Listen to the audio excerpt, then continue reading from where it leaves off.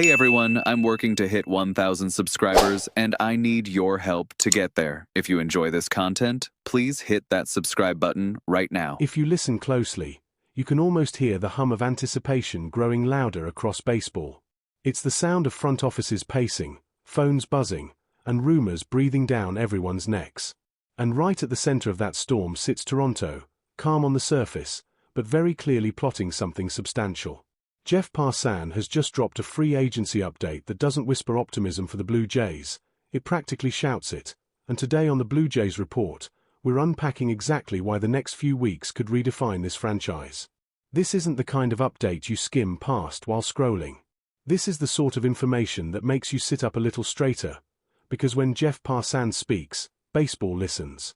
As the winter meetings creep closer, the fog is starting to lift, and suddenly the Toronto Blue Jays' intentions are coming into focus. Big bats, big money, big consequences. And at the heart of it all are two names that refuse to leave the conversation: Bichette and Kyle Tucker.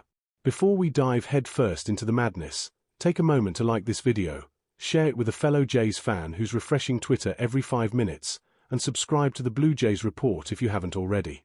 This channel exists for moments exactly like this, and trust me, you're going to want to stay until the very end. The past few days have felt like the calm before the storm.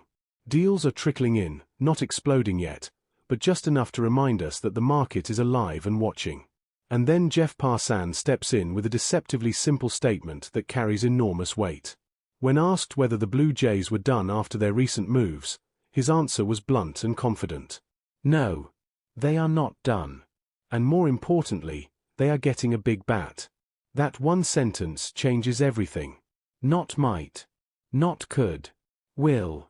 According to Passan, the Blue Jays are adding offensive firepower, and the shortlist is exactly what you'd expect. Maybe it's Bichette. Maybe it's Cody Bellinger. Maybe it's Kyle Tucker. But the message is crystal clear. Toronto is not leaving this offseason without a marquee hitter. And when Passan delivers information with that level of certainty, it's not speculation. It's insight.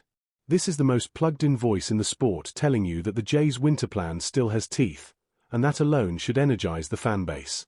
This isn't window dressing. This is intent. Naturally, Kyle Tucker sits at the top of this conversation like a crown jewel daring teams to blink first. Passan didn't sugarcoat it when discussing Tucker's market either.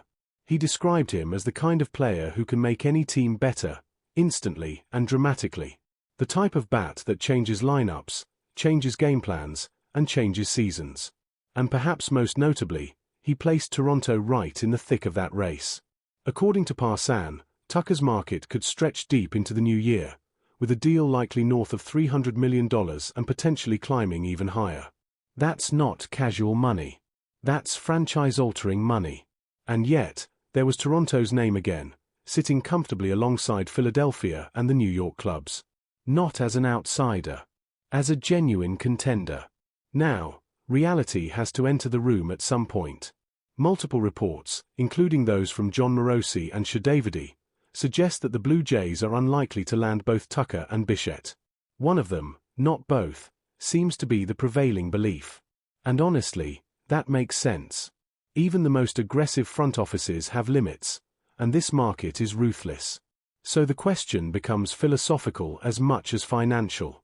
Do you invest in the known chemistry, the familiar face, the homegrown star in Bichette? Or do you swing for the fences and bring in Kyle Tucker, arguably the best all-around bat available, and reshape the offense entirely? In a vacuum, Tucker might be the cleaner fit. A left-handed presence with elite power, discipline, and defense, sliding seamlessly into a corner outfield spot and instantly lengthening the lineup. But baseball is rarely played in a vacuum. Bichette represents continuity, identity, and a connection to the core that carried this team to relevance. And here's where it gets interesting. Passan also hinted that Bichette could command a deal approaching $200 million, which in today's market feels almost reasonable by comparison. Cheaper than Tucker, younger than Bellinger, and deeply familiar with Toronto. If the front office leans pragmatic, Bichette may well be the preferred target. But do not mistake pragmatism for passivity. The Blue Jays are clearly prepared to go all in on one of these options. They are not hedging. They are not dabbling. They are choosing their moment. What's fascinating is how the league is beginning to react to this posture. Predictions are popping up everywhere. Ben Verlander even floated the idea of Toronto landing both Tucker and Bichette, a scenario so bold it borders on fantasy. But the fact that people are even entertaining it tells you something. The perception has shifted. This isn't leverage theater anymore. This is belief. And that belief extends beyond bats.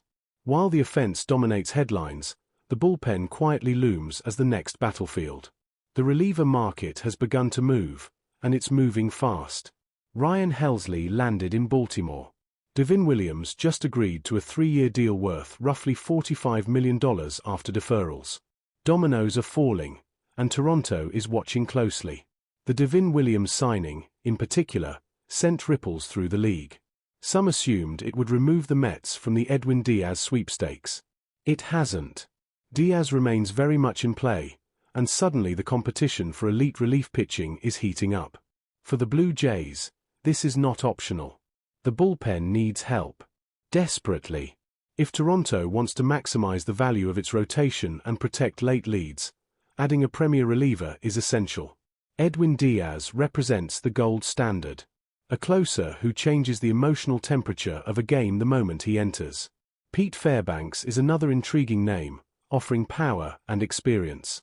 Ross Atkins has options, but he also has pressure. What makes this stretch so compelling is the timing. Kyle Schwarber is expected to sign before Kyle Tucker. The Japanese posting windows are closing. The winter meetings are days away. This is the window where ambition turns into action. And throughout all of it, Jeff Passan's words hang in the air like a promise. The Blue Jays are not done. A big bat is coming. A bullpen move is looming. This is not the behavior of a team content with yesterday's success. This is the posture of a franchise that knows opportunity rarely knocks twice. Toronto is positioning itself, not reacting.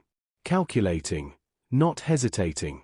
And whether the final result is Bo Bichette, Kyle Tucker, or a surprise twist nobody sees coming, one thing feels certain. The Blue Jays are about to make noise. So keep it right here on the Blue Jays Report. Like the video, subscribe to the channel, and stay locked in, because this off-season is accelerating, and the payoff is getting closer. The storm is no longer on the horizon. It's already overhead.